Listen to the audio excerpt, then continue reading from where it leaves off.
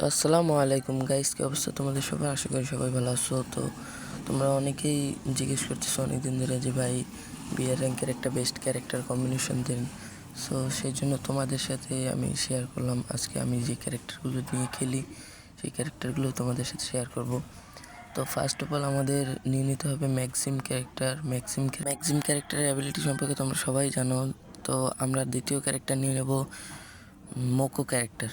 তো মোকো ক্যারেক্টার এখানে দেখো একটা ক্লিপ দেখো, আমি যখন একটা এনিমিকে ফায়ার দিই তখন ওর গায়ের সাথে সাথে ওর মাথার উপর একটা মানে মার্ক হয়ে যায়।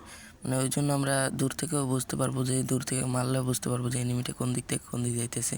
তো তৃতীয়ত আমাদের ক্যারেক্টার নিতে হবে, সেটা হলো জেবিস ক্যারেক্টার।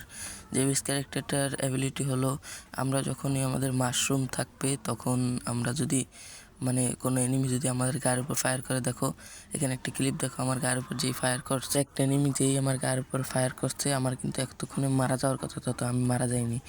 সো এটি হলো জেবিস ক্যারেক্টারের অ্যাবিলিটি। তো 4 নাম্বার ক্যারেক্টার হলো অ্যাক্টিভ ক্যারেক্টার। অ্যাক্টিভ ক্যারেক্টারে আমাদের তাসুয়া ক্যারেক্টার নিয়ে নিতে হবে। তাসুয়া ক্যারেক্টারটা নিলে আমাদের এইখানে ক্লিপটা দেখো, তাসুয়া ক্যারেক্টার যদি নিয়ে নিই তাহলে আমরা মানে এনিমি আমাদের মারার সময় অনেক সুবিধা হবে। এখানে দেখো আমাদের বেশি মুভমেন্টের কারণে এনিমির গায়ে আমরা গুলি লাগাইতে পারছিলাম না, তখন তাসুয়া ক্যারেক্টার ইউজ করে আমরা মানে ভালোভাবে এনিমির কাছে গিয়ে তারপর এনিমিটারে।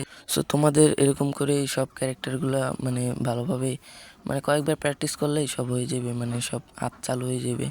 তো এরকম করে যাই হোক তোমরা এরকম করে খেলবা সবাই। আর বেশি মুভমেন্ট করা যাবে না। এখানে দেখো আমি বেশি মুভমেন্ট করি নাই, সেজন্য আমি মানে অল্প মুভমেন্টে ওরা মারতে পারছি। সো এরকম করে তোমরা আমি যে ক্যারেক্টারগুলো দিছি এই ক্যারেক্টারগুলো ইউজ করবা।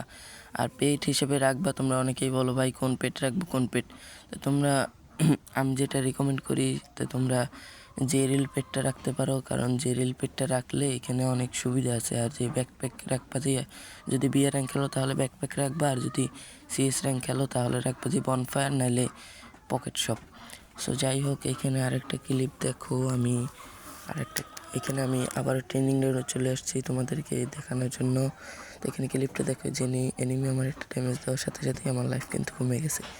তো আমাদের জেরিল পেটটা আমরা একটা মেডিকেট করার সাথে সাথেই আমাদের মেডিকেট আর একটা রিকভার করে দিয়েছে। তো আমরা সাথে সাথে আর একটা মেডিকেট রিকভার করে নিতে পারছি। সো এইভাবে যদি আমার মতন তোমরাও যদি সবাই ভালোভাবে খেলতে পারো তাহলেই কিন্তু ম্যাচ বই আনতে পারবা। আর এরপর থেকে তোমরা কেমন ভিডিও চাও তা আমাকে কমেন্ট করে জানাই দিও।